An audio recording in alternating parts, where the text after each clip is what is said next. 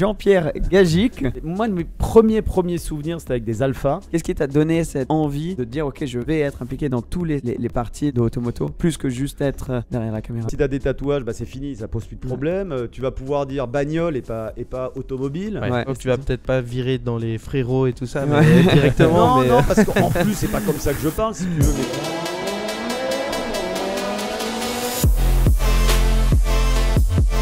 Tu t'entends bien? Perfecto, fort et clair. Super. Nickel. Nickel. Ben, bienvenue sur Propulsion Podcast. Jean-Pierre Gagic. Ça va, les Ça gars nous fait, ouais, ça va, super. Ça nous fait super plaisir de t'avoir là avec nous. Merci pour l'invitation. Ah, mais bien sûr. Pas besoin Merci d'être là. d'introduction. Je pense que tout le monde qui nous regarde là te connaît très bien.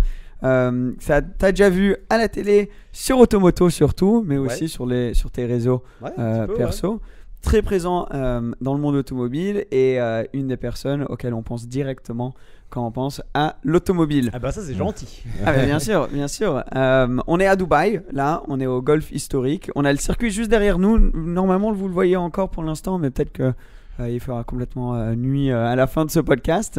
Mais welcome, ça me fait trop plaisir de t'avoir là avec Emeric et Cédric aussi. Merci les gars, merci. Bah, merci. Et c'est un format très simple, juste on est entre potes et on discute de ta carrière, de l'automobile, de tout ça. Je suis sûr il y a plein d'anecdotes que tu pourrais nous raconter qui sont fascinantes. Mais moi, ce que j'ai envie de savoir, c'est vraiment de commencer au début.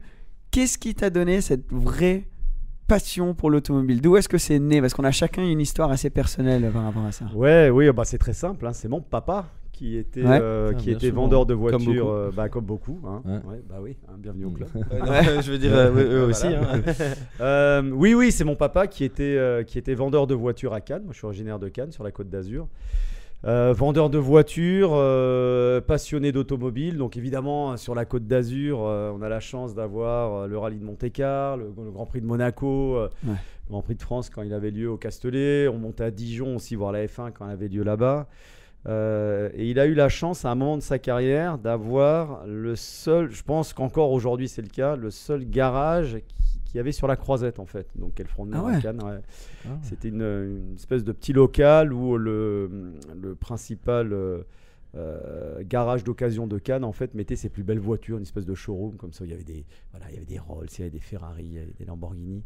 Et mon père s'occupait de ce petit showroom parce qu'il avait une aisance comme ça et avec les gens, donc il était très à l'aise avec les gens, donc il est mis dans ce petit local là avec une 7-8 bagnoles. Il faisait pas de location par hasard? Non, pas du tout. Non. Parce que j'ai un souvenir à Cannes pareil. Non, c'était juste à côté du restaurant Le Vesuvio, si vous connaissez Cannes, à côté du Martinez. Et bon, voilà, moi je traînais avec lui quand je pouvais là-dedans. Ouais. Je venais en vélo quand j'étais gamin. Bon, bah voilà, il m'a donné le virus. Hein. T'as vu les voitures depuis tout jeune, t'étais entouré de ça. Ouais. Moi, mon premier grand souvenir de voiture, moi, de mes premiers souvenirs, c'était avec des alphas. Parce que, alors, mon père a vendu toutes les bagnoles du monde, sauf les bagnoles françaises. Pourquoi. Mais ouais, il a commencé concessionnaire Ford, après il était concessionnaire Alpha à Cannes. Et là, c'est là où je me souviens en fait de mes premières balades en bagnole. Ma mère avait une vieille Mini et mon père avait donc des Alphas, ces Alphas qu'il vendait. Et donc dans ce fameux garage là sur la Croisette, moi mon premier grand souvenir, c'est une Lamborghini Countach blanche. On a été faire un tour dedans et je m'en rappellerai toujours de cette bagnole. Et c'est assez marrant. Parce qu'il n'y a pas très longtemps, j'ai fait un reportage chez Lambo où j'ai eu l'occasion de reconduire une Countach. Alors cette fois, c'était moi qui étais au volant, pas mon père. C'était quasiment la même.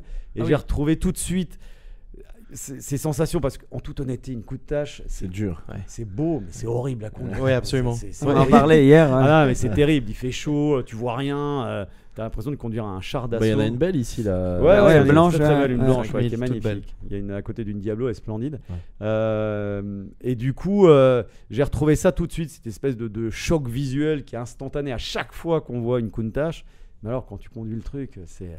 Est-ce que tu as déjà dû garer une Countach en faisant le fameux truc de lever la porte et de regarder Ouais, je l'ai fait pour le. Il y a Bruce Joigny qui bosse chez nous là, qui l'a fait avec la nouvelle Countach qui a fait le truc. Mais c'est vrai que tu étais quand même un petit peu obligé dans l'ancienne de sortir parce que tu vois rien du tout dans cette voiture. Hein. Mais c'est une expérience de dingue. Et tu en penses quoi de la nouvelle Countach? Écoute, le truc c'est que tout le monde trouve que d'un point de vue design, ils sont pas allés assez loin. Moi, j'en ai parlé avec Mitja Bocard, qui est le designer de Lambo, et lui voulait rester fidèle au premier dessin de Lambo, qui est un dessin très épuré. Sur la 400, elle est voilà, magnifique. exactement, Elle sur la était- 400. ouais, bien sûr. Elle est très simple. Alors nous, on se rappelle de la Lambo avec l'aileron, le machin, mais c'est vrai que le premier design de la Countach est très simple, très épuré. Et je pense que le public a eu un petit peu du mal en fait à se rappeler de ce premier dessin de Countach, qui ressemble assez finalement Et pourtant, Lamborghini l'exposait énormément avant la sortie de la nouvelle Countach. Tous les salons et tout avaient le stand Lamborghini et ils montraient cette espèce de show car qui était leur premier prototype. Exactement. Et c'est une magnifique voiture. Moi, personnellement, j'ai trouvé ça la plus belle de toutes les Countach. C'est splendide, avec ses quatre roues au coin, comme ça, c'est très beau. Donc ils ont choisi la première, mais pas la plus connue, quoi, pour refaire, pour s'inspirer niveau design. Vrai, quand tu regardes les ça, dernières éditions de Countach, c'était un petit peu torturé. Voilà, c'est ça. Tu regardes les 5000 ou les 25e anniversaire, c'est bon. T'as les ailerons qui sont énormes, les entrées d'air qui. Dessinés par Horacio Pagani, si mes souvenirs sont bons. Je pense que c'est correct. Parce que de base, elle est comme celle de Raoul, en fait. Elle est plus. Non, celle de Raoul, c'est une 25e anniversaire aussi. C'est le look ultra, on va dire, agressif, comme ça, un peu. Grosses entrées d'air. La 400 dont on parle, c'était vraiment une ligne super belle, très fluide. Qui rejoint un peu toujours ce design italien qui est venu un peu de la Carabo, du concept de Carabo, qui est très épuré, les roues en coin comme ça, et qui est un design très simple finalement. Et je pense que les gens n'ont pas le souvenir en fait de cette première esquisse de Countach. Ils sont restés sur les derniers exemplaires et du coup c'est peut-être ça le décalage qu'il y a les gens pour la nouvelle. Parce que même moi je la connais pas, l'ancienne entre guillemets. Ouais, la première de souvenir, j'ai que celle-ci qui est là. C'est sûr que quand on entendait qu'il y a une nouvelle Countach qui va sortir, on se disait waouh, tu t'attends à un truc les avec grosses entrées d'air, il va avoir un truc super agressif et après tu avais un look encore une fois très fluide. Bah oui, surtout quand on voit une SVJ par exemple, il y a des angles partout, c'est très agressif. Là finalement la Countach elle est quasiment plus raisonnable qu'une. Est-ce que tu penses le prix n'est pas raisonnable? C'est ce que j'allais dire. Est-ce que tu penses qu'elle vaut son prix? Elle vaut le prix que les gens sont prêts à mettre pour l'acheter. Donc je pense qu'ils n'ont pas eu de problème à les vendre. Donc voilà. Du coup, oui. Ouais. Du coup, c'est vrai, ils en ont fait 60, je crois, quelque chose comme ça. Ouais, je crois. Et directement, pomme, toutes vendues. Ah oui, ça c'est sûr. Une marque comme Lamborghini refait une voiture comme la Countach. Même les gars, sans regarder le dessin, ils achètent. Ils étaient sûrement toutes vendues même avant. Le 3 litres CSL, le nouveau, on en parlait. Exactement. La voiture à 700 ou 750 000 euros. Là, pour le compte, tu sais que d'un point de vue totalement objectif, c'est cher pour ce que c'est. Bon, bah voilà, 50 exemplaires tous vendus tout de suite. Sans aucun souci, je pense. Limite, ils pourraient en vendre beaucoup plus s'ils choisissent parmi les personnes. Exactement. Et comment est-ce que tu es rentré du coup dans le côté d'être à l'écran à travers ta passion automobile? Parce que tu vis complètement de ta passion aujourd'hui. Tu fais ce que tu aimes tous les jours, que ce soit le côté production et le côté automobile. Comment est-ce que t'en es arrivé là, quoi? Moi, ça me fascine. Alors, c'est assez particulier parce que finalement, moi, j'ai eu la chance, à travers le boulot de mon père, de désacraliser la voiture. C'est-à-dire que j'ai jamais eu de poster de Testarossa ou de Countach dans ma chambre parce que j'avais la chance d'être au milieu un petit peu de ces voitures. Donc, quand j'ai voulu être journaliste très tôt, en fait, j'ai su que c'était un truc qui allait me plaire. J'ai toujours dit, je vais faire journaliste à la télé. C'est un truc qui m'a toujours donné envie. Mais pas forcément dans la voiture, en fait, peut-être parce que j'avais eu la chance de vivre beaucoup de choses dans la bagnole avec mon père, d'aller voir des grands prix, d'aller voir des rallyes, de rencontrer plein de gens, des pilotes, etc. Donc finalement, je me suis tourné plutôt vers mon autre grand truc qui est les sports américains. J'ai fait beaucoup de football américain, donc c'est un truc qui est... Ah, j'aurais pas imaginé. Ouais, j'en ai fait pendant longtemps. Les États-Unis sont un pays qui me fascine, c'est pour ça que j'y vais souvent, parce que j'adore ce pays. Donc je suis parti plutôt dans cette voie-là. Et puis il y a une quinzaine d'années à peu près, ils recherchaient des gens automoto pour faire des essais de voitures. Et puis bon, évidemment, je regardais automoto, je regardais turbo, je lisais les magazines, les sports auto, etc. Et je me suis dit, bon, on va voir, pourquoi pas remettre un petit peu un pied dedans pour voir un peu comment ça se passait. Et puis évidemment, quand j'ai remis le pied dedans, j'ai mis le deuxième. Et puis c'est parti comme ça. Et après, ça fait 15 ans que tu es avec j'ai commencé il y a une quinzaine. Alors c'est horrible, je me souviens jamais de la date exacte. C'est un truc de. Ouais, ça fait une quinzaine d'années. Et oui, j'ai commencé comme essayeur. Et puis petit à petit, parce que évidemment, m'intéressant toujours à l'automobile, j'avais un petit peu. Moi, voilà, cet exemple qu'on a un petit peu tous de Top Gear UK, hein, avec Carlton à Money May, je regardais ça en disant, voilà, c'est ça ce qu'il faut faire, c'est cette voiture-là qu'il faut montrer à la télé. Alors, c'est une culture très anglo-saxonne, hein, de la voiture, qui pas beaucoup de monde connaissait il y a 15 ans, hein, en France. Et petit à petit, quand j'ai commencé à prendre mes marques et à faire mon trou dans Automoto, j'ai commencé à essayer d'emmener un petit peu ce côté décalé, raconter la voiture autrement. Voilà, moi, c'est comme ça que je vois la voiture, en tout cas. Moi, je vais être très sincère, ça fait depuis que je suis gosse, je regarde toutes ces émissions. J'ai regardé beaucoup Turbo à l'époque. Et je trouve que depuis, je sais pas, 5-6 ans, vous avez réussi à ramener... Turbo sont partis plus vers les États-Unis, etc. Et vous êtes plus resté ici avec les voitures. Là, vous avez fait le circuit. Et ça, je trouve que c'est vachement intéressant, je trouve. C'était une volonté de dire, OK, on peut se balader, on va essayer les voitures, mais ce serait bien qu'on ait cette base d'essai à Mortefontaine, c'est une super pour idée. pouvoir se dire, ça ne nous empêche pas de sortir, d'aller faire les nouveautés, voilà, hein, comme on fait là, de faire une émission spéciale quand ça vaut le coup de le faire, mais d'avoir une espèce de maison pour pouvoir essayer les voitures un petit peu plus tranquillement. C'est une super idée. Parce que quand il y a des... C'est un peu comme Top Gear aussi, qui avait leur propre circuit. Parce que on trouvait que l'idée fonctionnait bien, et puis effectivement... quand il y a des présentations presse, je sais pas, une présentation presse Ferrari, c'est sympa, etc. Mais c'est aussi bien de dire, OK, il y a une nouvelle Ferrari, qu'est-ce qu'elle vaut? Parce qu'on veut tous la chronométrer, savoir ce qu'elle vaut face à une Porsche, face à une Lambo. Vous avez votre circuit pour le faire. Notre circuit avec un pilote, hein, avec Anthony Beltoise, qui est là d'ailleurs, hein, dont c'est le travail aussi. Hein, donc c'est pour ça qu'on prend un pilote, parce qu'on considère que dès l'instant où il faut pousser une voiture dans il le fait très bien d'ailleurs. Il faut avoir un vrai pilote dont c'est le boulot. Et on est très content d'avoir Anthony. Est-ce que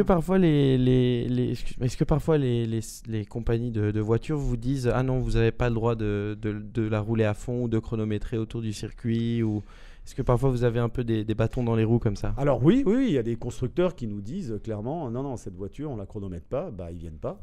Voilà, oui. Alors ça nous arrive de présenter certaines voitures en ne les chronométrant pas.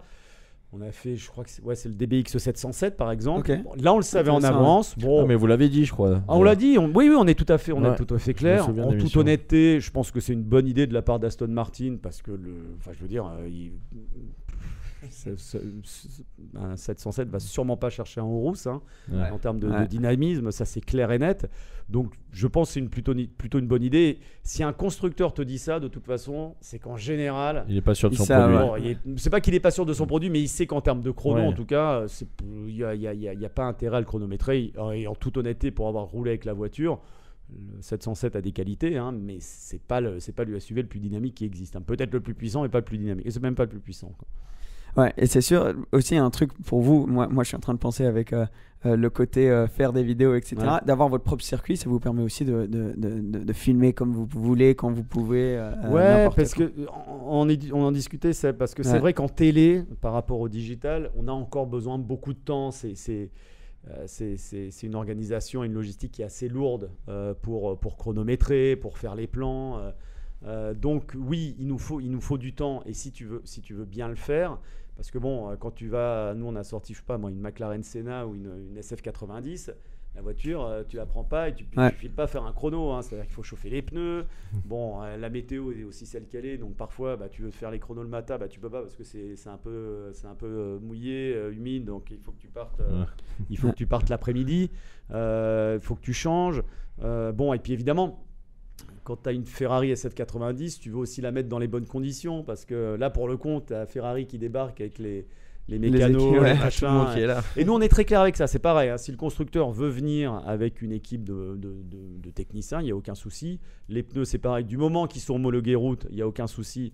Parce que vous, c'est pour la vente de la route, en fait, c'est pas pour le circuit. Oui, bien sûr. Pour montrer et puis surtout, alors ça, on le mesure pas, si tu veux, mais les pneus sont tellement importants sur une voiture. Ça change tout. Ça change tout, quoi. Nous, on a vu sur un même modèle avec des pneus différents, il y a 3 secondes d'écart sur le tour de circuit. Hein. 3 secondes. Oui, non, mais c'est clair. Les gens s'en rendent pas compte, mais bon, c'est la seule chose qui relie la route à la bagnole. Hein, donc c'est super important. Donc oui, encore une fois, c'est bien d'avoir cette base d'essai, ça nous permet, et puis ce tableau chrono, il parle de lui-même. Voilà. Ouais. Si tu as une sportive, est-ce qu'elle va vite? C'est aussi simple que ça. Et c'est fascinant. On a parlé hier au dîner. On a fait un dîner juste derrière C'était ici. magnifique. Hein. Et on discutait des différences quand même entre YouTube et la télé, quoi. Et vous, maintenant, vous êtes un peu là-dedans dans les productions à notre petite échelle. Mais à chaque fois que je vois, et là, en vous regardant en train de filmer, c'est fou de voir quand même le boulot qui va derrière. Et je pense que beaucoup de personnes ne réalisent pas les heures, tout ce qui va derrière, les voyages, mais tout ce qui est pré-production et post-production. Et nous, voilà, le dimanche matin, on regarde, on kiffe. Mais combien d'importance est-ce que ça a pour toi et t'es très impliqué là-dedans? Qu'est-ce qui t'a donné cette envie de dire ok, je vais être impliqué dans tous les parties de Automoto, plus que juste être derrière la caméra? Moi, c'est mon boulot premier. Hein. Moi, je suis grand reporter en fait. C'est mon titre à TF1. On m'a proposé la présentation d'Automoto. J'ai accepté parce qu'évidemment, c'est une super fierté et je remercie les gens de TF1 pour leur confiance. Mais moi, ce que j'ai dit, je dis ok, je présente, mais je veux continuer à aller sur le terrain parce que c'est mon travail. Voilà. Parce que moi, ce que j'aime, c'est ce qu'on fait là, c'est-à-dire partir. Ok, on filme. Voilà, on voulait faire Beltoise hier avec la Benetton de Schumacher, elle tombe en rade. Donc, voilà, on était là, putain. La somme qu'on avait pour toi, Elle a quand même tourné aujourd'hui. Ouais, elle a tourné, mais c'est ça qui est bien, c'est l'imprévu en fait. C'est ça qui est sympa, c'est-à-dire que il se passe, ça marche pas. Et puis là, pareil, tu vois, on est à côté de la Benetton de Schumacher. Il y a la FF, c'est 643. Juste derrière, il y a Alain Prost qui débarque. Quoi. On connaît l'histoire de cette voiture avec Prost. Bon, voilà, on lui saute dessus. Alain, alors cette voiture, pas de super souvenir quand même à l'époque. C'est celle qui fait en sorte qu'il parte de chez Ferrari. Et il accepte de parler. Et bon, il en parle très bien. Et en fait, c'est des moments comme ça qui sont sympas parce que tu parles avec des gens, tu rencontres des gens. Moi, c'est pour ça que je fais ce boulot. C'est pour voyager, alors pas pour voyager pour prendre l'avion, mais découvrir des nouvelles choses. Là, on n'était jamais venu ici. Des nouveaux endroits, des nouvelles personnes. Des nouveaux événements. Moi, je suis très fier de dire on a été les premiers à aller à Pebble Beach, on a été les premiers à aller au Goodwood Revival. On est quasiment les premiers. Il y a Direct Auto qui est là, qui a une équipe ici, mais parce que ça fait partie aussi de notre boulot de faire découvrir aux gens des nouveaux événements. Et c'est un très bel événement qui va prendre de l'ampleur, j'en suis persuadé. Mais pour répondre à ta question, c'est vrai qu'on tourne énormément. Je pense qu'au final, vous voyez peut-être... Un quart, même pas. C'est comme un iceberg. Vous voyez le truc. Il y a 15% de ce qu'on tourne. Ah ouais, à ce point. Une production pour un événement comme celui-ci, par exemple. Tu sais nous donner un peu combien de temps ça vous met entre l'événement, enfin disons même la pré-production, l'événement et après que ça sorte sur la télé, combien de temps Là c'est simple, là donc on va tourner 3 jours, je suis en montage pendant 2 jours et demi et ça passera quasiment dans la foulée quoi. Et tu dis je suis au montage. Moi je trouve ça fascinant parce que j'étais pas au courant avant que tu t'occupes aussi du montage. Alors j'ai un monteur qui va s'occuper de la partie technique, etc. Mais ouais, je suis au montage bien sûr parce que là en plus si je suis pas au montage, on a tourné tellement de choses. C'est-à-dire que là, ok, tu dis, ok, Beltoise, il est en rade avec la Benetton, donc on fait toute une séquence avec une autre Formule 1. Et puis la Benetton marche, donc on refait la séquence avec la Benetton. Et puis il y a un peu des trucs imprévus là. Dans la dernière course, t'as Lauterer et Collard qui se tirent la bourre, tu vois, sur le dernier plateau. Donc tu tournes. Je pense que là, on va rentrer avec 7 ou 8 heures de rush facile. Ouais. Pour 11 minutes 30. C'est incroyable. C'est fou. Ouais, et de choisir, ça doit être tellement difficile. C'est horrible. Moi, je le vois avec un vlog où si je tourne 35 minutes et qu'à la fin, il y aura 28 minutes dans le vlog à enlever les autres minutes, je suis tout le temps là. Est-ce que je suis sûr que je vais enlever ça? Moi, je me rappelle de mon prof de presse écrite à l'école de journalisme qui me disait informer, c'est choisir. Il avait tellement raison parce que il y a plein de choses qui passent comme ça, qui passent à l'as, quoi, parce qu'on n'a pas le temps, quoi. Donc on tourne, mais c'est sympa de le faire aussi. Donc, et vous gardez des fois les choses qui passent pas pour potentiellement un jour sortir des deleted scenes, des trucs comme ça. Pendant les vacances de Noël. Non, on garde pas tant que ça parce qu'on a tellement de rush. Moi, je me rappelle sur un tour auto, on est revenu quasiment avec 2 Tera d'images. Donc, s'il faut stocker tout ce qu'on tourne pour l'émission, il nous faut une bibliothèque nationale. Quoi. Ouais. Non, mais c'est sûr. Ah bah, on a monsieur Thierry Boutsen qui est rentré pour dire Coco. On est en plein podcast, mais viens si tu veux nous rejoindre aussi. Alors là, c'est pareil. Thierry, on a installé des GoPro sur son Arose là hier parce que c'était vachement sympa. Je vais te faire la course de vélo, excusez-moi du retard. Pas de souci. Ça va? T'as gagné au moins, Thierry, non? Je suis arrivé premier belge. C'est vrai? Premier belge. Ah. Et premier des plus de 65 ans. Honneur à la Belgique, grande nation du cyclisme en plus. Ouais, c'est vrai. Tout va bien? C'était très sympa. Il y avait beaucoup de monde. Ouais, vous avez vu, on était au Des départ. vieux vélos là, c'était très très chouette, vraiment très chouette. Quelques-uns qui trichaient, qui coupaient un petit peu. Ouais, on a vu ça. Track aussi. limite, il n'y avait pas trop de respect. Ça, c'est une course de vélo pour ceux qui se demandent de quoi on parle. Il y a une course de vélo sur le circuit juste là. 200 vélos, je crois.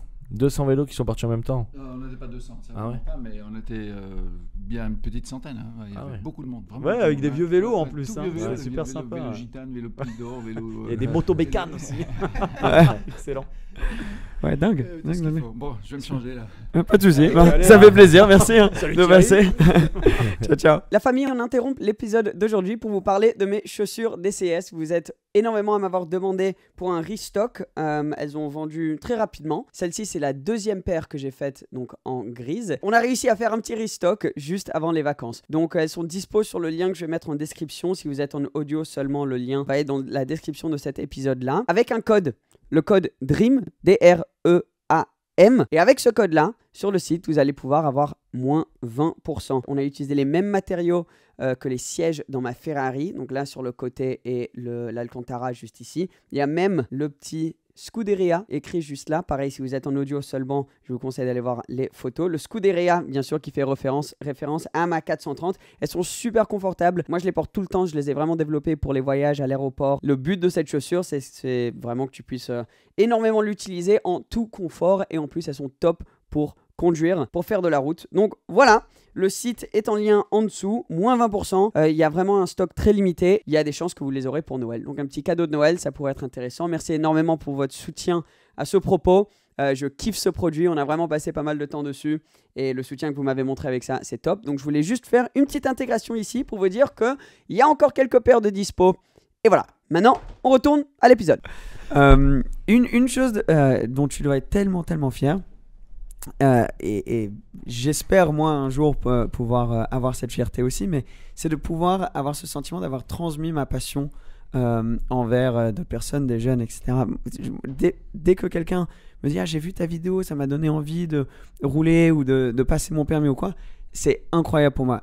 Toi, ça doit être fois 100 000 et tu l'as même fait par exemple à nous. Moi, je me rappelle quand j'étais petit, automoto, enfin les dimanches c'était automoto et il y avait foot il y avait rien qui allait venir entre moi et mon automoto. Toi toujours aujourd'hui pareil, avec Théo on s'appelle, on fait la bringue le samedi, on se réveille à 10h pour automoto et mon pote il m'appelle, qu'est-ce que tu fais? On regarde automoto, donc de loin il y a des fois après des soirées, tu sais, j'ai pas nécessairement envie de me réveiller trop et lui il m'appelle, il fait tu viens regarder automoto? J'arrive. J'arrive. Donc ça doit être quand même un sentiment exceptionnel quoi. Alors tu sais, c'est assez marrant parce que ça passe tellement vite. Ouais. Je te jure, moi ces 15 ans, je les avais pas vus passer. Et quand il y a des gars qui viennent me voir en disant « Oh, je vous regarde depuis que je suis tout petit », je dis « Attends, mais de quoi il parle ?» Et bah ouais, c'est vrai que ça fait 15 ans maintenant que j'y suis. Bon alors, forcément, ces dernières années, je suis un peu plus présent parce que je présente l'émission. Mais ce qui est génial, c'est que c'est une émission qui continue. On est la plus vieille émission de TF1. Ah oui, avec 48 ans d'existence. C'est dingue. On est la 3e plus vieille émission de la télé française encore en activité. Ah waouh, ok. Battu par alors le deuxième, vous pouvez le trouver. Le premier, ça coince. Le deuxième, c'est quoi? C'est Turbo, non? Non. Turbo, ils ont fêté leurs 30 ans là. Ah ouais. 32, ils ont 32 ans, je crois. Alors le journal télévisé. Alors non, c'est du compte d'une émission en fait. Ok. Aucune idée. Alors c'est un jeu le deuxième. Sur TF1, c'est sur la télé française. C'est avec Arthur là, il a repris là, non? Non. Question pour un champion, un truc du genre? Non, c'est toujours en actif. C'est les chiffres et les lettres. Ah ouais. Ah ok. La première émission qui est la plus vieille de la télé française toujours en activité, c'est Le Jour du Seigneur. Bien Voilà. sûr. Mais Bien sûr. Naturellement. Et c'est marrant parce qu'ils sont en face. Enfin, c'est un peu notre adversaire puisque Ouais. c'est le dimanche matin sur C'est France vrai. Télévisions. Mais c'est le jour du Ah oui, c'est Seigneur. vrai. Ouais. ouais, Donc- bon, après, vous n'avez pas trop à vous inquiéter, quoi. Ouais, Enfin, Moi, quand il y a le messe du pape. Ouais, j'avoue. Ouais. pas bon. Tout dépend avec quelle voiture il arrive. La Papa Mobile surpuissante cette année. Voilà, ouais. Non, mais c'est ça qui est bien, c'est que moi, je suis très fier qu'on arrive à faire perdurer ce. Parce que c'est un petit peu un monument, hein, Automoto. C'est la plus petite émission de TF1, clairement, mais c'est la plus vieille. Et faire en sorte que cette émission continue. Alors évidemment, on va l'emmener jusqu'à ses 50 ans, hein, parce que c'est un anniversaire qu'on veut fêter. Dans un contexte automobile qui est forcément qui a beaucoup changé, parce que on a eu 2 révolutions, nous, en fait. On a la révolution de notre produit, qui est la voiture, hein, qui est en train de devenir électrique, hydrogène, avec cette transition énergétique. Et puis, on a cette révolution du digital, hein, aussi, qui a changé aussi beaucoup de choses dans notre manière de faire de la télévision. Donc, en fait, sur le fond et sur la forme, on a eu énormément de changements ces dernières années. Mais c'est super intéressant. Voilà. Ouais. C'est très intéressant pour nous, à tout point de vue. C'est ce que j'avais demandé, moi, suivant ça, disons, le changement des médias aujourd'hui et tout ça.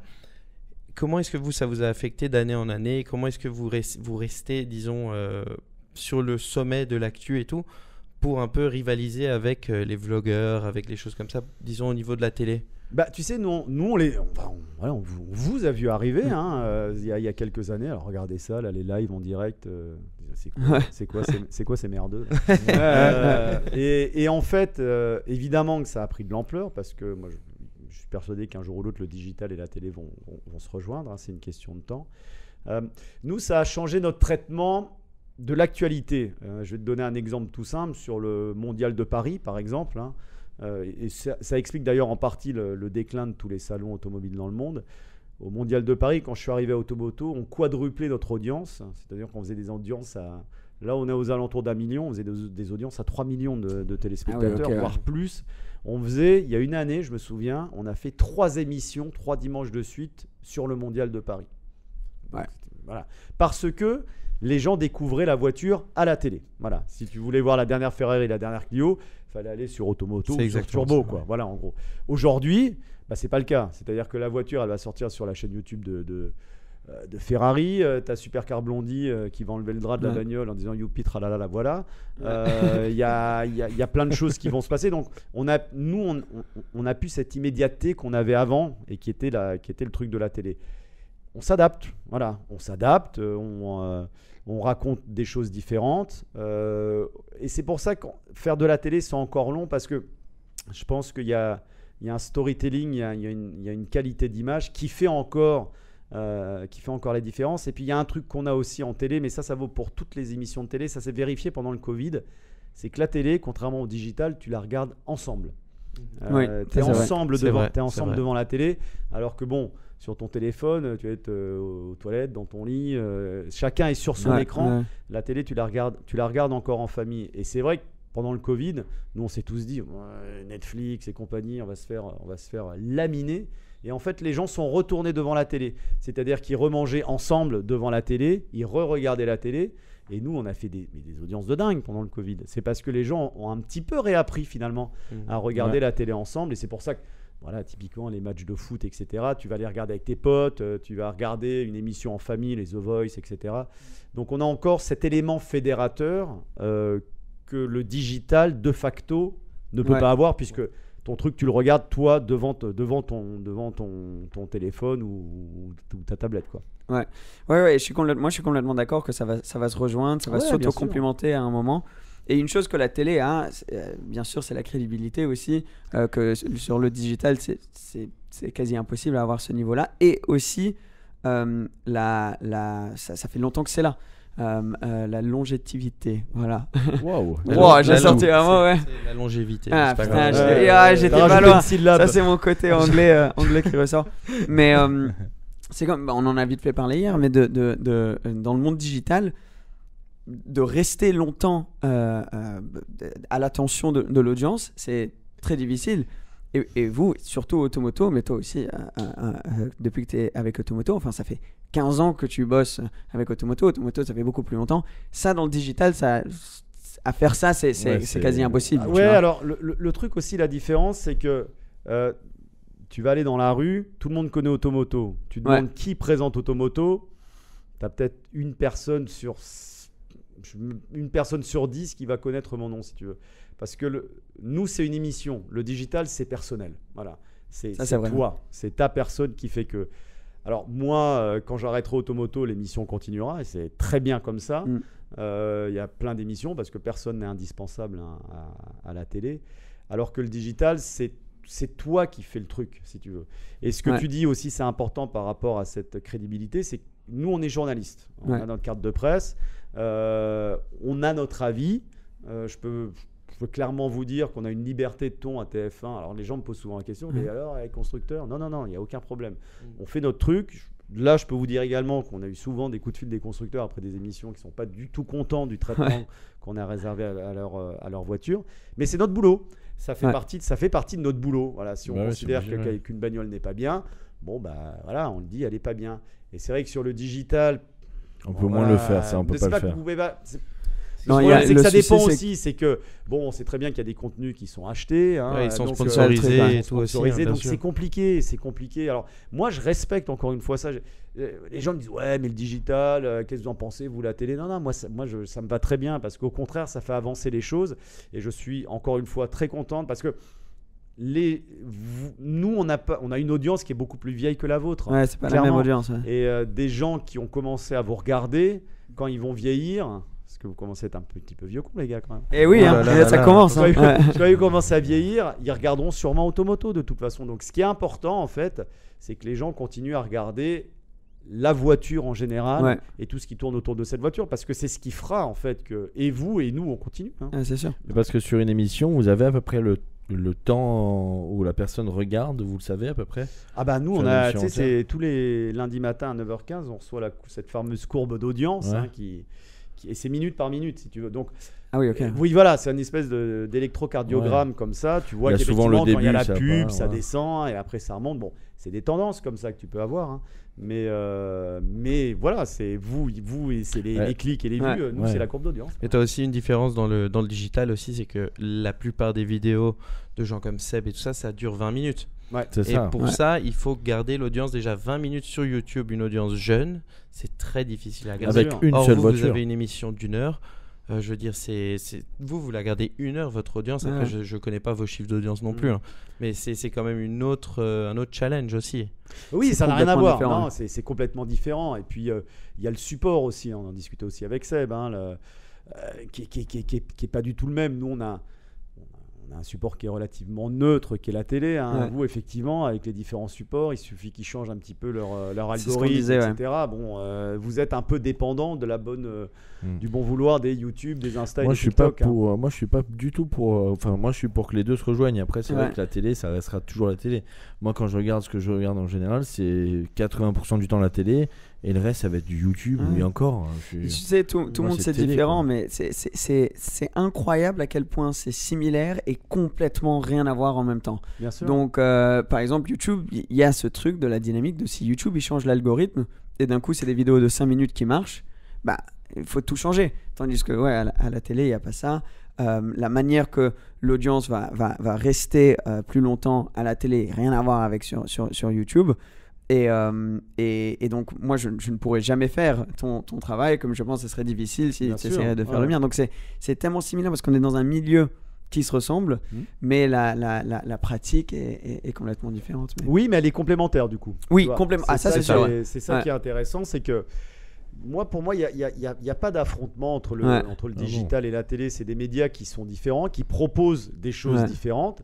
Où effectivement, il y a un côté beaucoup plus immédiat, il y a un côté beaucoup plus proche, très proximité. C'est vrai que nous, on a une audience qui est un peu plus âgée, qui va rechercher autre chose, une audience un petit peu plus traditionnelle, mais l'un n'empêche pas l'autre, au contraire. C'est sûr. Contraire. Et moi, je vais te remercier aussi parce que tu as été tellement gentil avec moi là depuis qu'on se connaît. Et à travers, non, mais c'est vrai parce qu'il y a des journalistes qui étaient, c'est qui ces youtubeurs, etc. Des gens, tu sais que tu regardes depuis que tu es jeune, quand tu les rencontres, tu es tout content. Et après, il y a un peu cette tension. Et nous, tu as été super sympa. Oui, tu m'as donné des conseils, tout ça. Tu sais, après, je pense que c'est vraiment une façon d'être. Moi, je veux dire, c'est comme tout le monde dit, alors, les gens de chez Turbo, c'est la guerre. Direct Auto. Non, c'est pas la guerre, les gars. On se connaît très bien, on est potes. Oui, vous êtes tous potes, ok. Oui, Je me suis demandé. On passe beaucoup de temps ensemble parce qu'on se croise sur les salons, sur les présentations presse. La semaine dernière, j'étais avec Grégory Galifi de Direct Auto à Los Angeles. J'étais avec Safet Rastoder de Turbo. On s'est fait des barres de rire le soir. Donc, non, il n'y a aucun problème. Moi, j'ai pas de. D'abord. Que la concurrence vienne, j'ai envie de te dire, c'est la loi du marché. Par rapport vous n'êtes pas vraiment, concurrence oui, mais je veux dire pas. Vous êtes à 10h, eux ils sont à midi. Et puis c'est pas la même émission. C'est-à-dire que moi, encore une fois, quand j'ai pris la présentation d'Automoto, bon, forcément, quand tu es présentateur, alors j'ai un rédacteur en chef, j'ai un producteur bien sûr, mais tu t'amènes un petit peu ta patte. Et moi, je voulais un traitement, c'est vrai, un petit peu anglo-saxon, un petit peu tranquille, un petit peu cool, un petit peu proche des gens. On sait que Turbo, c'est un rythme un peu plus cool avec Dominique, mais voilà, les deux émissions marchent très bien. Ouais. On se tire la bourre, clairement. J'imagine que vous vous taquinez quand vous faites ces soirées-là. C'est celui qui va avoir l'exclusivité. Il n'y a aucun problème, c'est normal. Bien sûr. C'est de la concurrence, il n'y a aucun souci là-dessus. Moi, ça me va très bien. Et puis après, tu as Greg sur Direct Auto qui va proposer quelque chose de différent, beaucoup de voitures classiques, etc. Parce qu'il adore ça, c'est son truc à Greg. Et puis après, tu vas avoir Wheeler Dealer, qui, en plus ce sont des potes, Jerry et Aurélien, que je connais très bien. Il y a Vintage avec François, il y a tous les programmes de RMC Découverte. Donc, de toute façon, c'est ce que je dis. Plus il y a de programmes et d'émissions et de podcasts et de chaînes YouTube et de pages Insta autour de la bagnole, mieux c'est. De toute façon. La passion, c'est exactement ça. Évidemment, tout le monde en profitera. Moi, c'est pareil avec YouTube. On me demande tout le temps, s'il y a un autre YouTuber qui cartonne en ce moment, je dis, c'est super, ça va ramener plein de passionnés auto sur la plateforme. Et tant mieux pour eux, c'est pas parce qu'il y en a un qui cartonne que l'autre. Et ça permet aussi de nous adapter, encore une fois. Nous, le digital, ça nous a fait considérablement rajeunir finalement sur certaines choses, tu vois. De se dire, la télé, t'as plus besoin de mettre un blazer. Si t'as des tatouages, c'est fini, ça pose plus de problème. Tu vas pouvoir dire bagnole et pas automobile. Donc c'est très bien. C'est vrai que ça, nous on avait pas ça. Tu vas peut-être pas virer dans les frérots et tout ça, mais directement. Non, parce qu'en plus, c'est pas comme ça que je parle, si tu veux. Mais c'est vrai que moi, ce que j'ai voulu aussi dans l'émission, c'est faire en sorte qu'on soit moins dans le. Oh là là, cette voiture, elle est quand même bien. De parler. Quand je suis avec Beltoise, c'est plus de la discussion. Quand je suis avec Jérôme Chon, qui est notre maître essayeur absolu, qui est un super pote en plus, c'est d'être plus dans la discussion. Voilà. Et ça, je pense que ça vient aussi du digital, de désacraliser un peu cette télé à l'ancienne qui aujourd'hui, pour moi, n'existe plus, clairement. C'est sûr. Et t'as dû vivre des choses, je me suis toujours... Tu vis la vie de rêve de tout gosse passionné automobile. T'as dû avoir des expériences quand même folles. Je suis sûr qu'il y en a tellement que tu pourrais en citer des centaines. Mais est-ce que t'as une chose, une expérience, une voiture que t'as conduite sur une route ou un endroit où t'es allé ou une histoire que t'as entendue qui ressort vraiment des 15 dernières années avec Automoto? Écoute... Si je dis une voiture, en fait, je vais prendre la voiture dont les gens me parlent le plus, toutes celles que j'ai pu essayer dans Automoto. C'est la Singer, en fait. La Porsche préparée par Singer, là, le préparateur de Los Angeles. Parce que je pense que vraiment dans cet essai, je vais la faire courte. Je mets 1 an et demi à monter cet essai. Singer, évidemment, fait le truc sur Insta, tout le monde en parle. Moi, je vois ça, je dis, putain, il faut aller voir ce que ça donne. Donc évidemment, t'envoies un mail, ils doivent se dire mais c'est qui Automoto? Je connais pas. Par le plus grand des hasards. Tu parles de la nouvelle là ou Non, la première. Non, la première génération. Okay. Par le plus grand des hasards, avant un salon de Genève, je me retrouve au restaurant avec Rob Dickinson, Chris Harris, qui est en fait le pilote essayeur officieux de Singer. Et il y avait Andreas Preuninger aussi, le boss des GT en fait chez Porsche.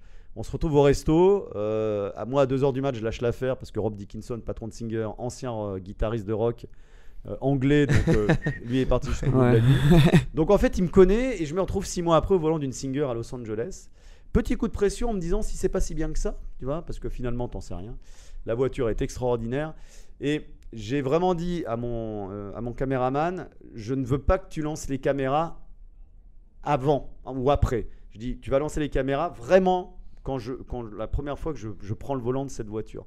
La vraie réaction. La vraie réaction, voilà. En me disant, bon, peut-être c'est pourri, si c'est pourri, c'est un peu chiant. Et en fait, le truc est extraordinaire. Tu as l'impression de conduire une 2 litres 7 Quel RS, rêve, mais ça, modernisée, c'est un truc de fou. Donc, je pense que là, mon émotion, parce que j'aime beaucoup les Porsche, je pense que mon émotion, c'est Los c'est Angeles montré aussi. vraiment. Ouais, tout était réuni en fait. Et les gens m'en parlent beaucoup de cet essai.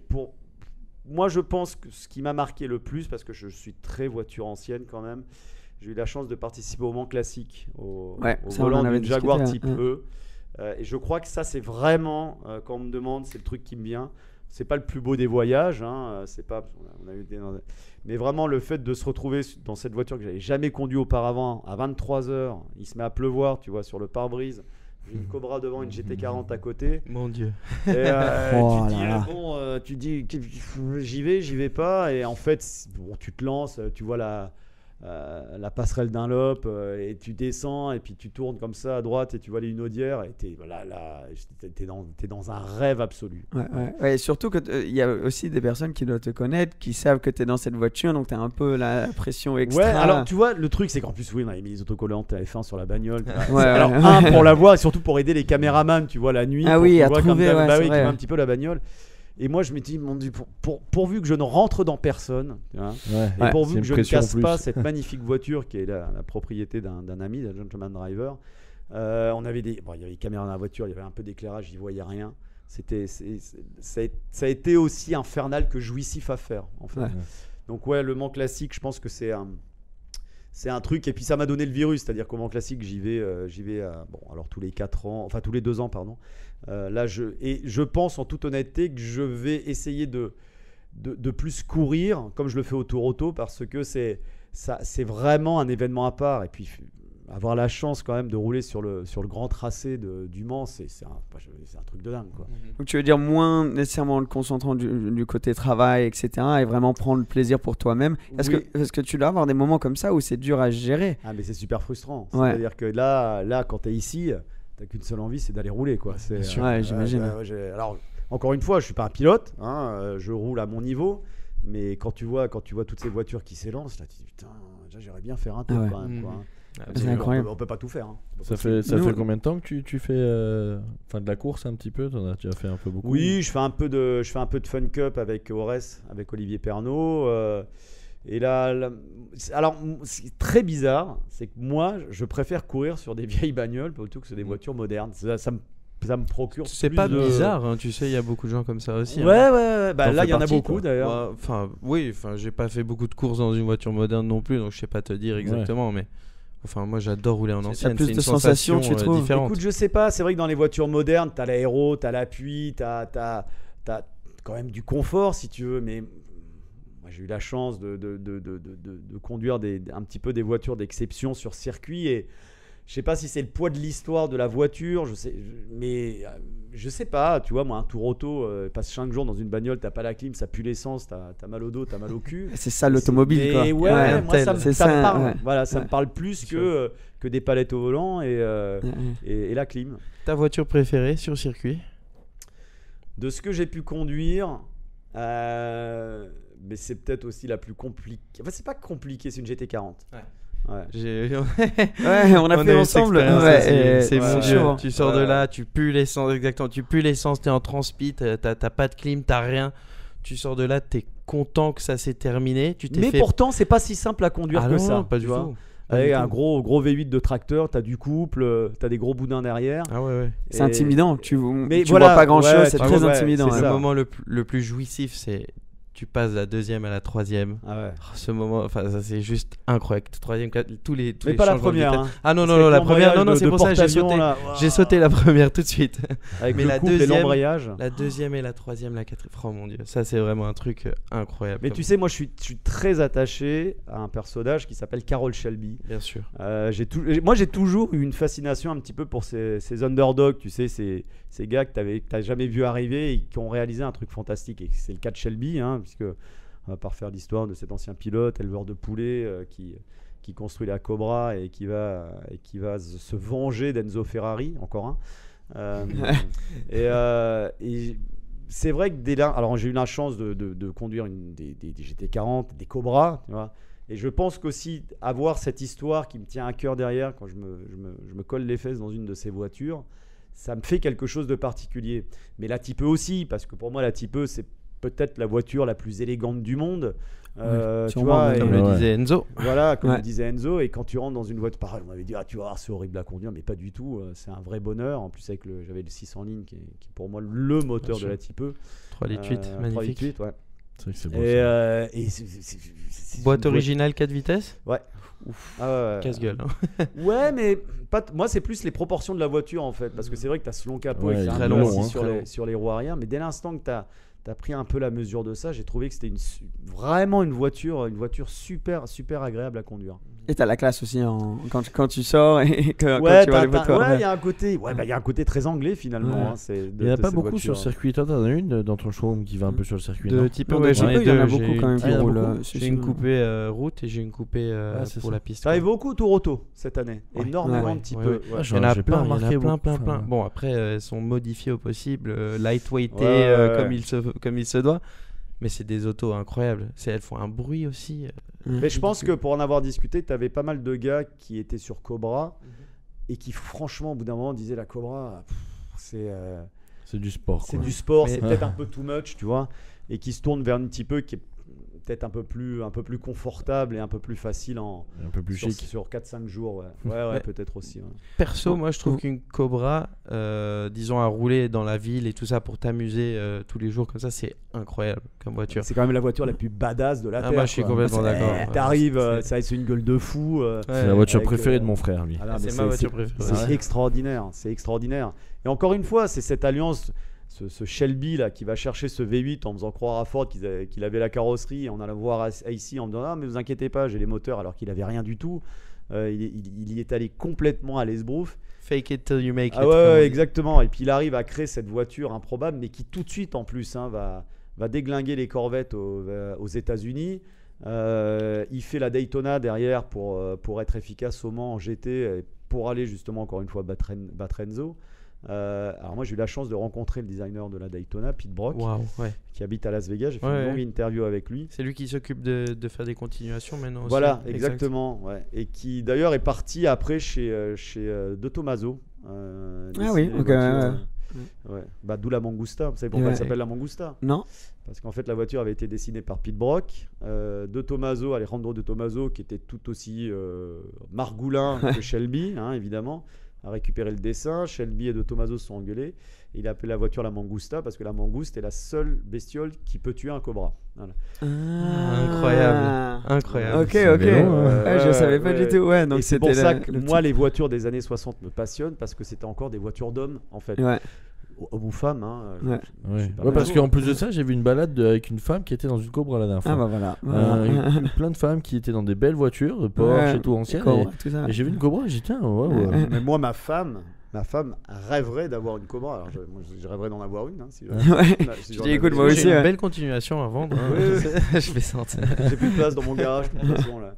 Donc ouais, ces voitures-là, moi, c'est... Les histoires. Les c'est histoires, ouais, les histoires sont très importantes pour moi dans une voiture. Tu veux une petite anecdote? Moi, j'ai eu l'honneur de rencontrer Carroll Shelby. Quelle chance. Ouais, quand j'étais tout jeune, je devais avoir, je sais pas, 11-12 ans.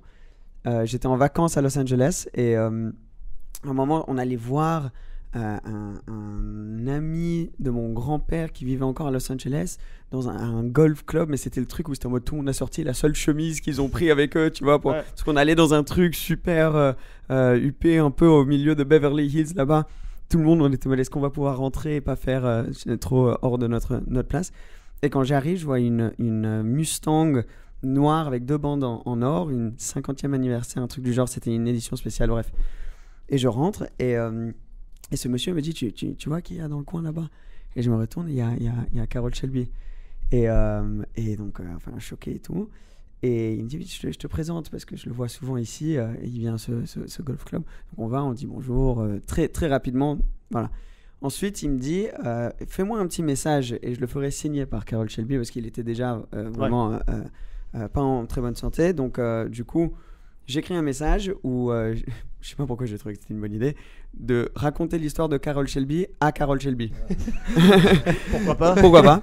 Mais aussi comme quoi ça m'avait inspiré et que mon rêve, ça serait d'un jour vivre de ma passion et dans l'automobile et que lui, il avait réussi à le faire. et que voilà, ça m'avait énormément inspiré. Il a signé le truc, il a dit good luck Seb ou quelque chose comme ça.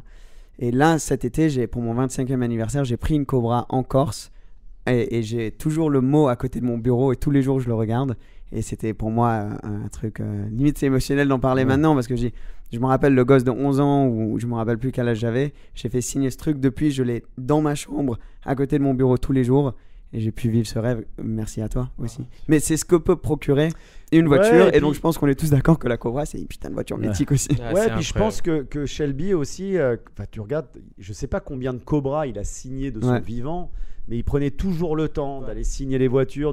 Il était conscient en fait, je pense, de ce qu'il avait réalisé et il entretenait ça et c'est vachement important parce que quand tu te rends compte de la carrière de Shelby, si tu veux, dans l'automobile, c'est rien quoi. Je veux dire, c'est 10 ans à peu près. C'est vrai. Après, il en a eu marre, il a vu les choses évoluer, il a dit je me casse, il y a la crise pétrolière, etc. Il a lâché l'affaire. Alors, il y a eu cet épisode où il est revenu chez Dodge avec Lee Iacocca. Exact. La Viper, c'est quand même un petit peu une Shelby. C'est vrai. Parce que elle aussi, on les voit pas. Ouais, alors pour moi, c'est le prochain gros collection. Intéressant. Viper. Ah ouais, Viper. La Viper, elle passe, je pense qu'elle passe en collection cette année ou l'année prochaine, sur les premiers exemplaires. Ça, c'est vraiment the truc à avoir. C'est une voiture qui m'a marqué tout jeune parce qu'elle a des formes un peu spéciales, mais elle est vraiment belle. On n'en voit jamais. J'ai dû en voir une ou deux à Cannes quand j'avais 8 ans. Il y en avait vraiment très peu, quoi. C'est Lee Iacocca, donc qui était le responsable marketing qui est à l'origine de la Mustang chez Ford, au début des années 60, qui est parti après chez Dodge et qui a sorti de sa retraite Carroll Shelby.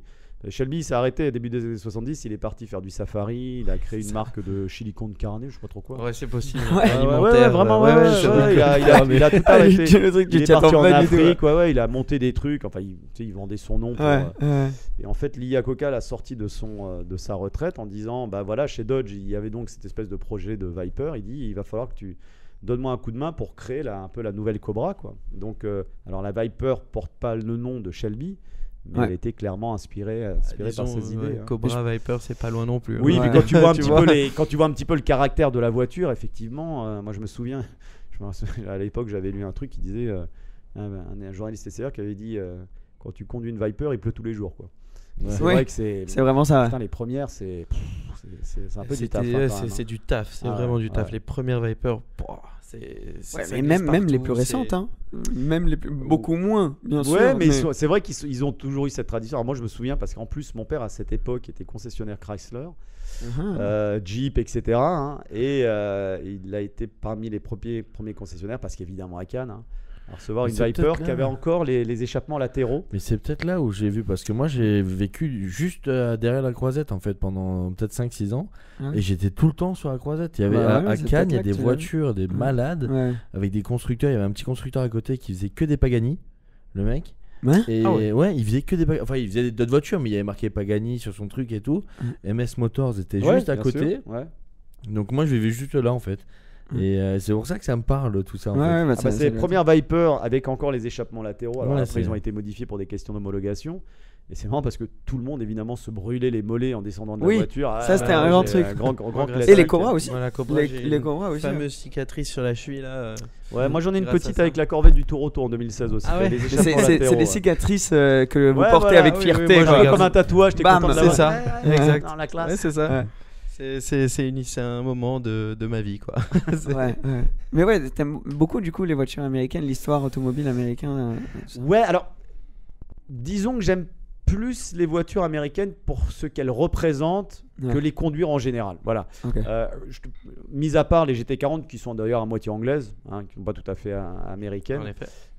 Et les Cobra qui sont aussi un petit peu anglaises. Alors, j'ai une Mustang, j'ai une Mustang de 66 parce que il suffit juste de la démarrer pour avoir le smile. Mais c'est vrai qu'en termes de dynamisme, en toute honnêteté, c'est lourd.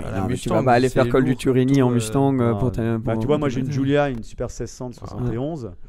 Voilà, là avec ça, tu prends un plaisir de conduite qui est dingue. Après, la Mustang, je suis parti au Mans Classique avec ma femme. Bon, tu fais de l'autoroute, t'es le roi du monde. Quand tu peux faire 700 bornes avec, il n'y a aucun problème. Oui, c'est tu fait vois, pour ça. Tu cruises, t'es bien installé, t'as ce ronronnement du V8 qui est incroyable. C'est des canapés à la place Ouais. des sièges. Puis bon, ça a une gueule de fou, quoi. Ouais. Ça fait un Mais bruit, ça parle beaucoup que tu l'aies choisi parce que tu as pu conduire quasiment tout. oui, je et que tu aies choisi ces voitures qui sont dans ton garage. Ouais, mais encore une ça fois, parle tu sais, moi, c'est encore une fois, c'est un peu l'histoire. J'ai une Jeep Willys, tu vois, de 43, qui a fait le débarquement. Alors, pas le 6 juin, mais on sait qu'elle a débarqué dans les semaines qui ont suivi. Bon, voilà, une Willys, tu vas à 70 km/h, au bout de 15 bornes, t'en as marre. Mais voilà, quand je descends dans mon garage et quand je vois le truc, si tu veux, tu regardes l'appel, c'est complètement. Moi, j'adore tout ce qui tourne autour de la Seconde Guerre mondiale. Donc, j'adore cette voiture. Ça me parle, alors qu'en termes de conduite, bon, ça n'a aucun intérêt, si tu veux. Oui, c'est pour les tout petits trajets. Ouais, mais bon, tu vois, je la kiff. prends, je sors ça le dimanche matin, je suis tout content, tu balances le pare-brise devant, tu vois. Et... T'es pas devant Automoto le matin. Je Non. connais un petit peu l'émission. Je la regarde. Parfois, je la regarde parce que notamment sur les émissions à Mortefontaine, là pour le compte, c'est pas toujours moi qui suis en montage. Donc parfois, j'ai pas forcément vu l'émission. Ouais, t'as envie de voir qu'on a enregistré. Est-ce que comme tout le monde, tu détestes regarder? Non, alors tu t'y es fait, j'imagine. Oui, et puis moi, je me regarde pas en fait. Je me dis pas, tu vois, je est-ce que comment ça allait si ou ça. Moi, je vais regarder. Je vais regarder par exemple la valeur de plan, si elle est bien, s'il n'y a pas un truc. Je vais vous raconter quand même un truc, c'est que ce matin. Bon, on vient de Los Angeles, on est arrivé lundi, on est revenu ici avec la même équipe de tournage, donc je suis un peu. Et j'ai fait tout le plateau bonjour avec la barguette grande ouverte. Ouais. Voilà. Joli. C'est Pierre Brice, un des organisateurs, qui a dit Jean-Pierre, il y a un petit problème là. Donc voilà, donc on va être obligé de refaire le bonjour de cette émission demain parce qu'évidemment on peut pas avoir faire avec la braguette ouverte. Non, et tout ça pour dire que à la télé sur TF1 peut-être ça passe moins bien. Non, nous limite sur un podcast. Non, mais il suffit qu'une ou deux personnes le remarquent et bon voilà, c'est pas très classe quoi.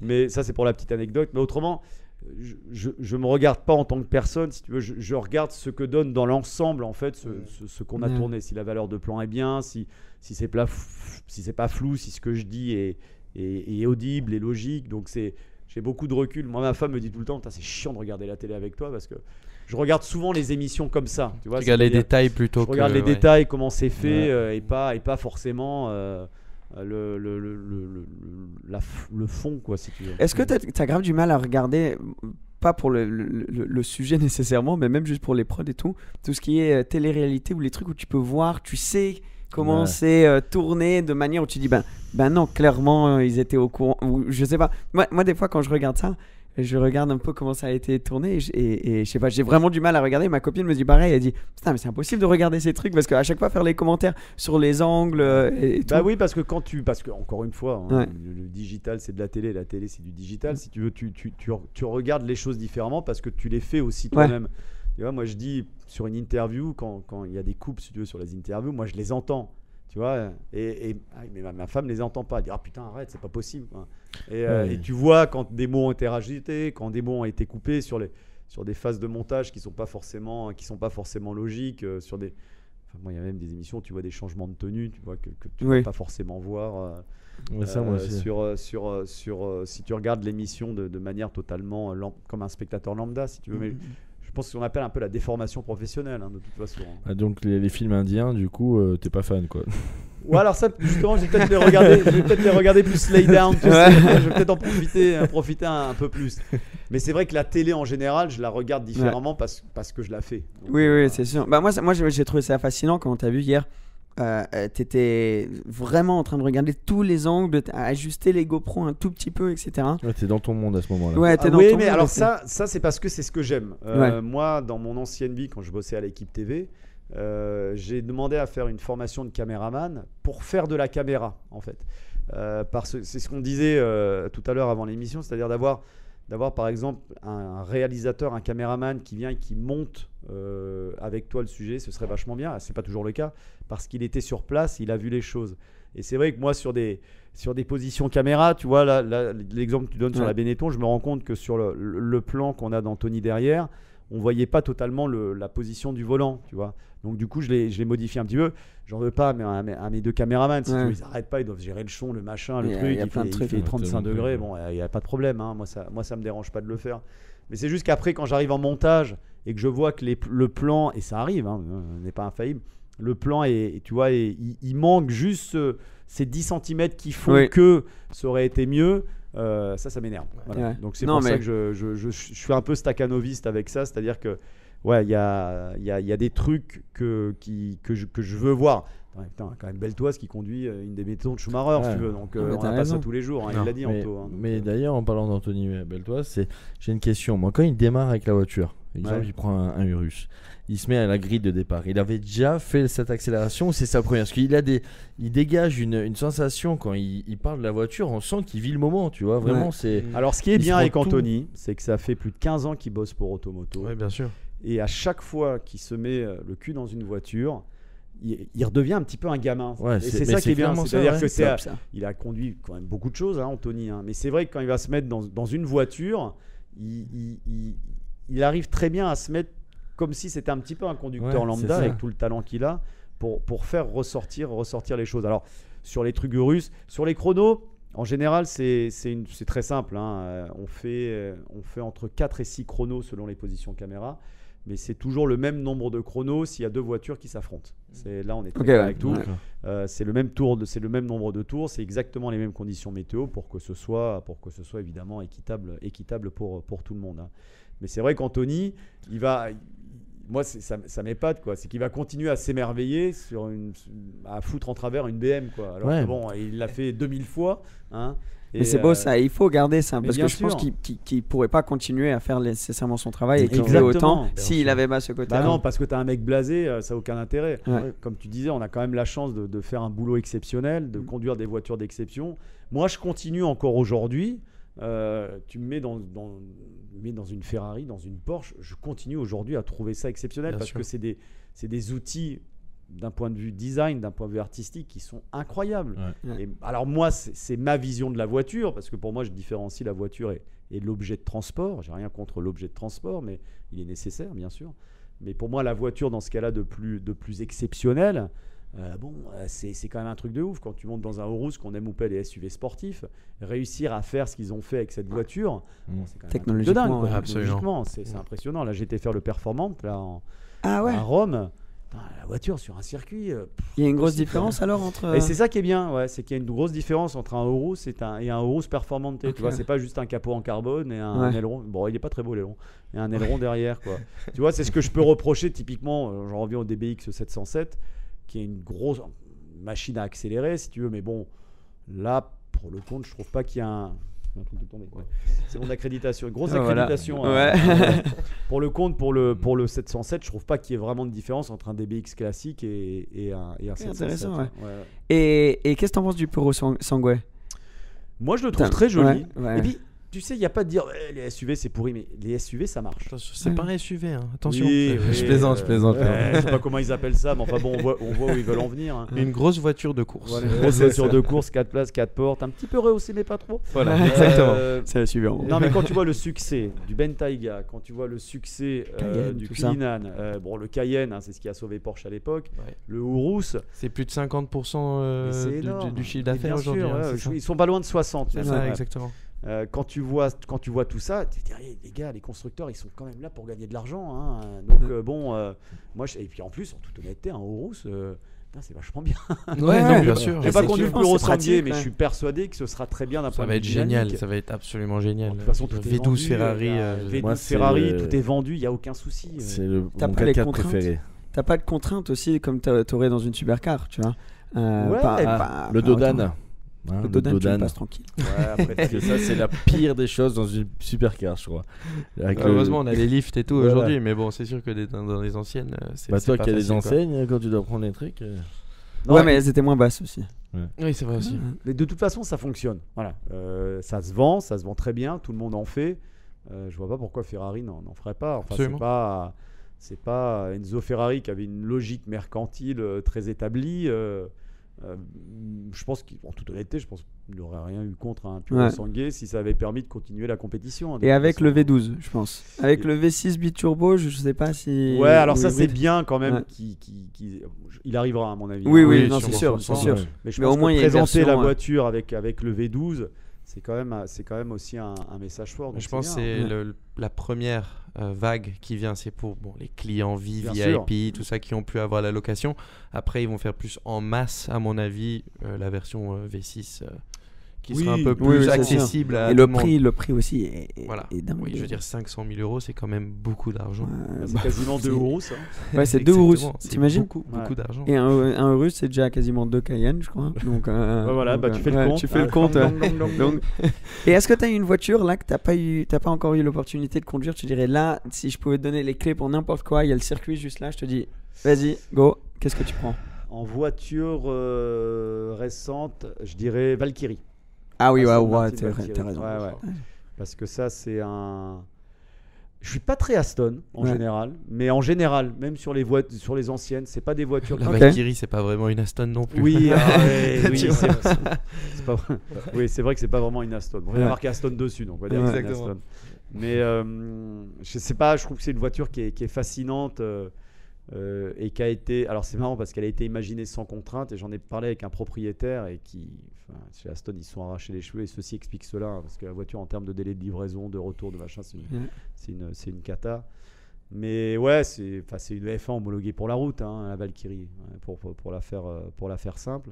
Et il y a un pack qui font un pack que tu peux avoir et la conduire sur route ensuite. Je sais pas exactement ce que c'est, donc je vais pas donner de fausses informations, mais qui coûte plusieurs centaines de milliers d'euros, et il y en auront que un certain nombre avec moi, il y a un proprio qui m'a raconté plusieurs choses. Ils n'avaient pas, en termes d'homologation, ils n'avaient pas pensé notamment à mettre un réservoir de lave-glace dans la voiture.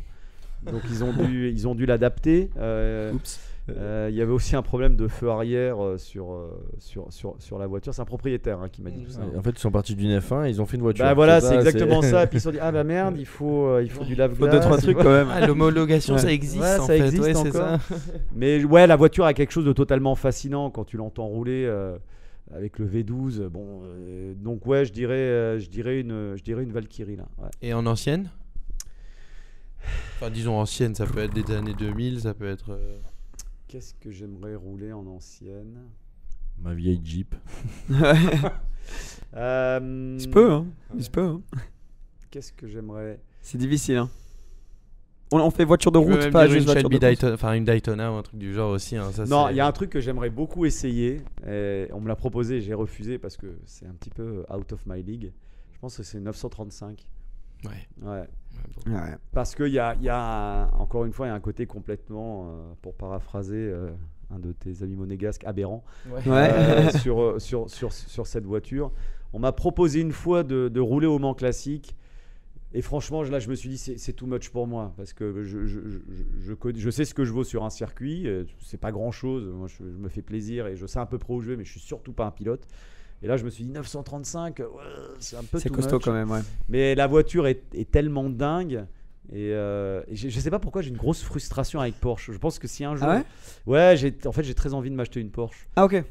Ça commence à... Okay. C'est toujours comme nous tous. Non, c'est ça. Non, mais quand tu dis là je voulais une Mustang, j'ai réussi à avoir cette fameuse Mustang. J'ai attendu 3 ans pour l'avoir.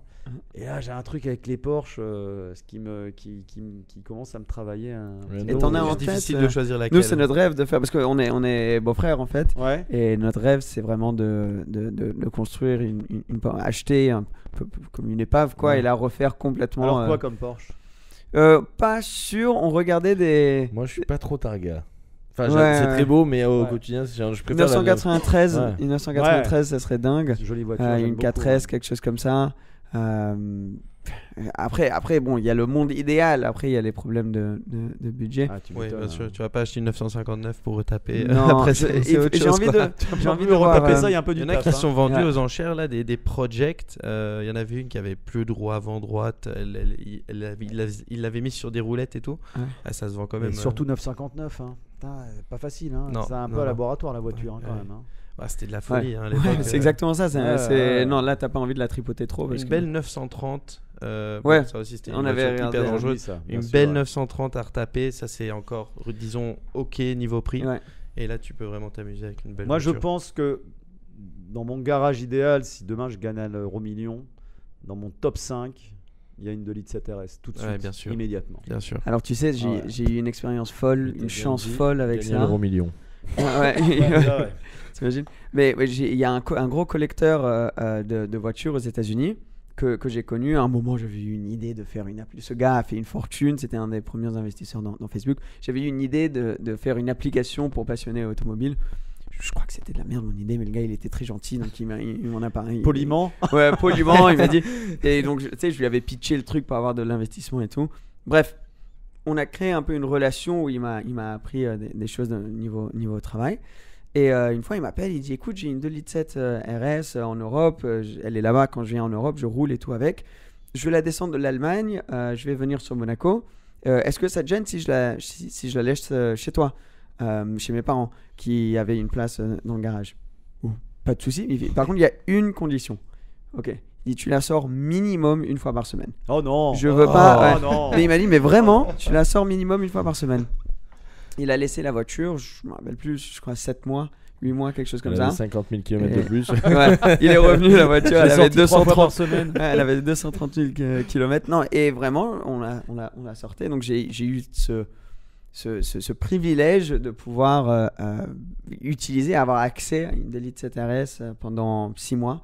Et depuis, j'ai qu'une envie, c'est d'avoir une vieille Porsche. 2 litres 7 RS, c'est un niveau un peu C'est un petit peu trop haut. loin, ouais, bah, beaucoup trop loin même, mais juste ce côté, juste, je sais pas comment le décrire, mais une Porsche classique, il y a quelque chose de spécial, en Je tout crois cas que pour moi. ça coche un peu toutes les cases de toute Ouais. façon, parce que si tu es objectif, alors la voiture passion de sport est complètement subjective et tant mieux, hein, mais si tu restes franchement totalement objectif, c'est quand même un petit peu la voiture pas idéale ou parfaite, mais en tout cas c'est vrai que tu dis ça coche toutes les cases. Absolument. Moi j'ai eu la chance de conduire une 2 litres 7 RS pour l'émission. On a fait une émission spéciale RS.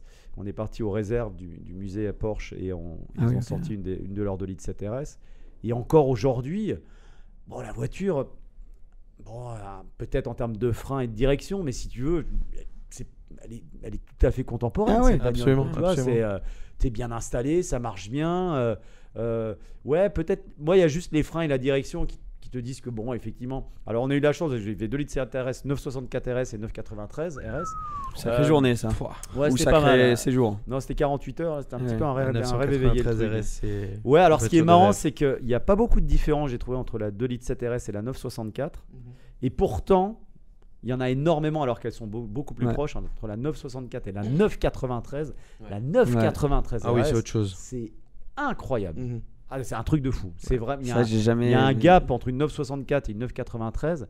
Bon, en plus, tout a changé. Hein. Extérieurement, ça ressemble à une 911, mais en dessous, ça n'a plus rien à voir. C'est Ouais, de tu penses au génération, turbo aussi, je veux dire la 3 litres Exactement, 6 ouais. turbo 964 Ouais. comparé à une 993 turbo, hein. Ça n'a rien à voir. c'est hein. autre chose, hein, c'est complètement autre chose. Mais c'est vrai que la 2 litres 7 RS, en termes de design, en termes de. Bon, alors évidemment, il y a C'est la queue de mythique, canard, il y a tout, mais le moteur, le confort, c'est.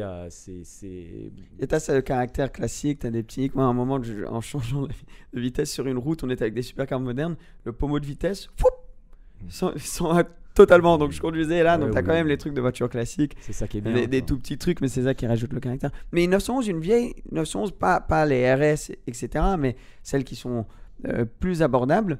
Je pense, si on rentre dans le monde classique, c'est le haut de gamme des voitures classiques, mais c'est facile à avoir des pièces assez faciles. Il y a beaucoup de pièces. On peut rouler avec, c'est assez fiable. Il y a des mécaniques, des shops qui peuvent réparer un peu de partout, en tout cas en Europe. Donc, pour commencer dans la classique, si on peut se le permettre, ou même juste comme un goal ultime, c'est un peu la voiture classique parfaite pour. Ouais, voilà. Ouais, puis quand tu vois, alors maintenant elles ont commencé à prendre, mais quand tu vois la génération 996 dont personne ne voulait, Ouais, c'est drôle.